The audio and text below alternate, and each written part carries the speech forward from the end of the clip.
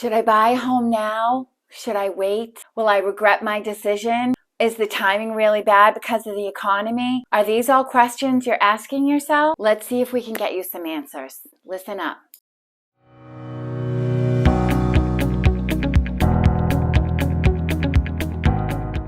Hi, I'm Linda Hafner, top producing realtor at ERA Key Realty in Central Massachusetts.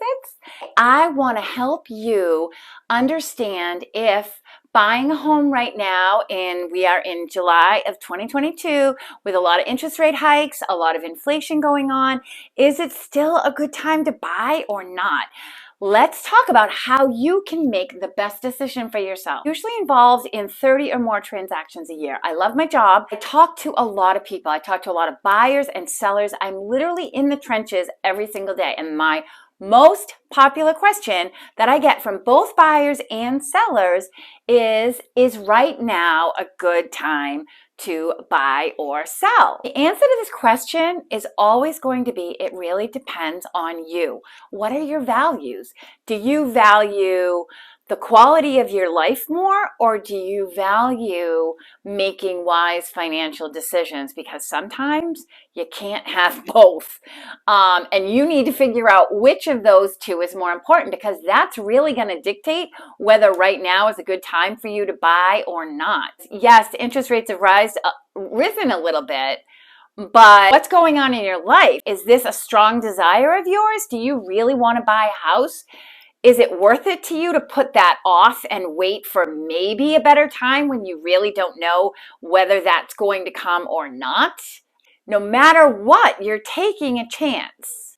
This is the biggest decision of your life. So you need to get clear on what's most important to you. For me, I can tell you hands down, it's quality of life. So when I bought my first house, I was willing to pay anybody for anything to get into my house. I did it. It paid off for me. It ended up being a wise decision for me, even though the interest rates were, I don't know, 9%. It was 8.5 is what I paid on my very first house. But I got into the house and I built equity, and it helped me buy my next house.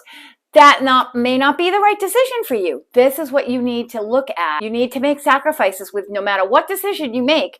There is a pro and a con. So let's weigh out those pros and cons. There are some buyers out there that feel like they really missed their opportunity to purchase because the interest rates have gone up. But that's not necessarily true, because there's usually always an opportunity to refinance down the line if the interest rates come back down.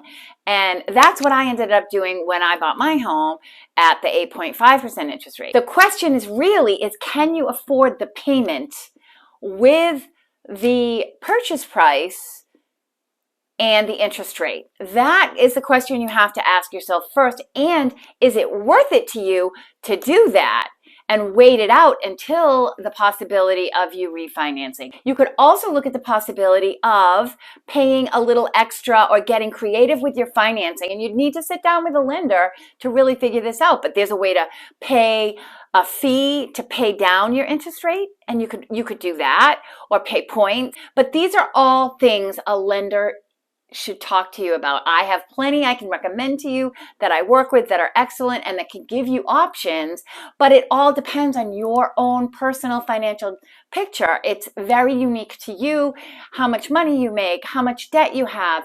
All of that plays a part in all of these numbers. The advantage of buying a house now is if it's a dream of yours, then you'll do whatever you have to make that dream come true. Your first house does not have to be your dream house. Your first house should be a home that is a stepping stone to your dream house. That's how it ended up for me. Even though I loved my first house, it really wasn't my dream house. The house I'm in now is, but it took me time to get there. If you're a first-time home buyer, you need to have that expectation in your head. If you are living in a home that doesn't work for you, or your life has changed, how inconvenient is that situation to you? These are questions you need to ask. Is the amount of money you're paying to change your circumstances worth it? And the only way to do that is to sit down with some financial people, figure out what the numbers are, what the changes are, and then weigh all that out to what it is you're going to receive if you buy a house. What are the pros and cons? The cons are obviously the financial, but the pros are, how much do you want your life to change based on the house? I mean, if you're living in a huge home that you no longer need, but you're paying a ton of money to heat it, with oil prices being what they are, it might be worth your while to let go of that big house and downsize now, and then maybe refinance down the road. There are so many different options and so many different things to consider, and you are the only person who can figure that out. But I can help you, letting you know what options are available to you if you choose to buy now. Another pro to buying now, despite the interest rate hike, you will be building equity. If you are living in a rental, all that money that you're paying for rent, say it's $2,000 a month per year, that's $24,000. So you're paying $24,000 a year in interest for nothing. No benefits to show for it. Whereas if you own a home, at least the money you're paying on the interest on the loan is going towards building equity as your home increases, and it is projected to increase over the next 5 years, for the main reason that there's still a shortage of home based on the population in the US and the people that want to live here. So these are all things and factors you want to consider when making your decision. Another pro to buying right now is there's a lot better selection now than there was back in March and April when there was such limited inventory. It was really brutal.